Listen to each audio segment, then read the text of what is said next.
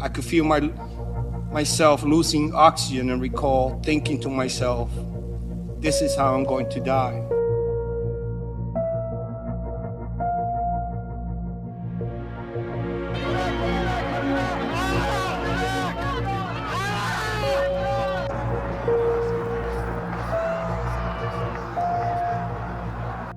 What we were subjected that day was like something from a medieval battle.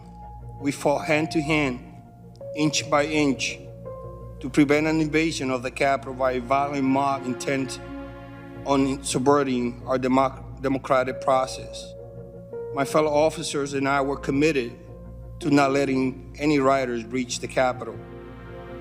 It was a prolonged and desperate struggle. The rioters attempted to breach the Capitol were shouting, "Trump, send us."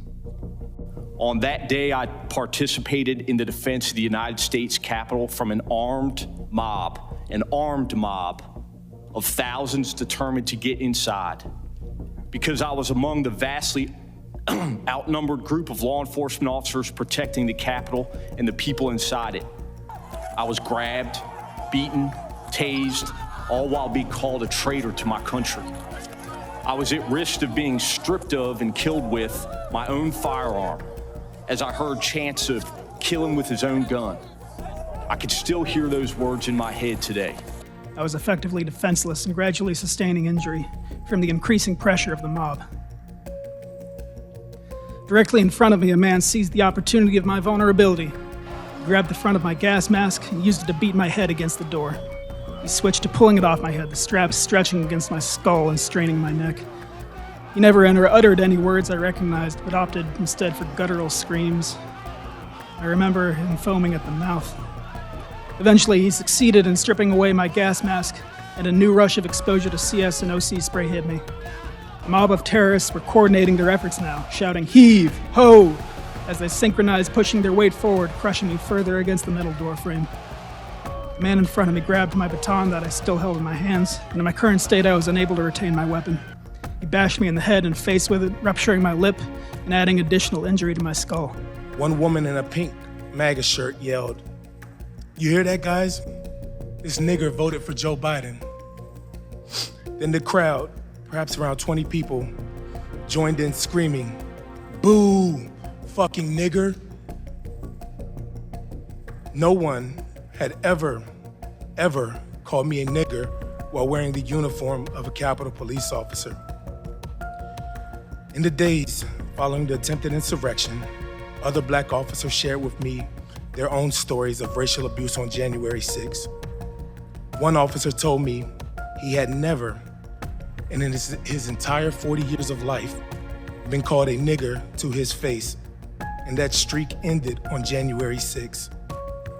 Yet another black officer later told me he had been confronted by insurrectionists in the Capitol who told him, "Put your gun down and we'll show you what kind of nigger you really are."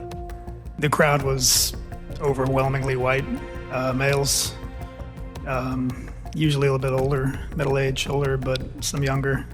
I think out of the entire time I was there, I saw just 2 women and 2 Asian males. Everyone else was white males.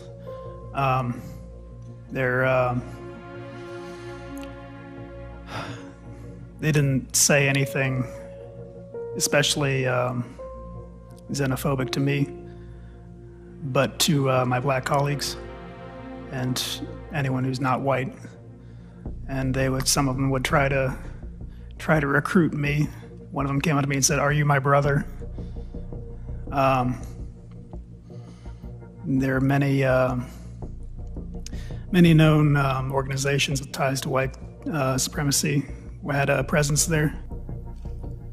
After order has been restored at the Capitol, in many hours, I arrived home at nearly 4 a.m. on January 7th. I had to push my wife away from me because she wanted to hug me. And I told her no, because of all the chemical that I my uniform and had it on.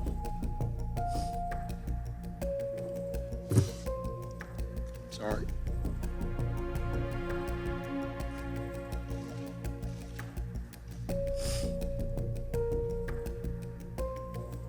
I couldn't sleep because the chemical reactivated after I took a shower, and my skin was burning.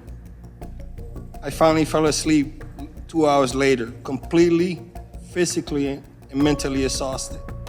Yet by 8 o'clock a.m., I was already back, on my way back to the Capitol.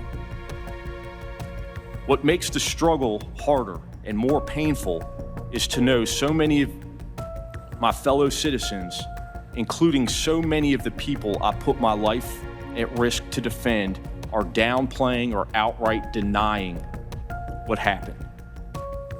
I feel like I went to hell and back to protect them and the people in this room. But too many are now telling me that hell doesn't exist, or that hell actually wasn't that bad. The indifference shown to my colleagues is disgraceful.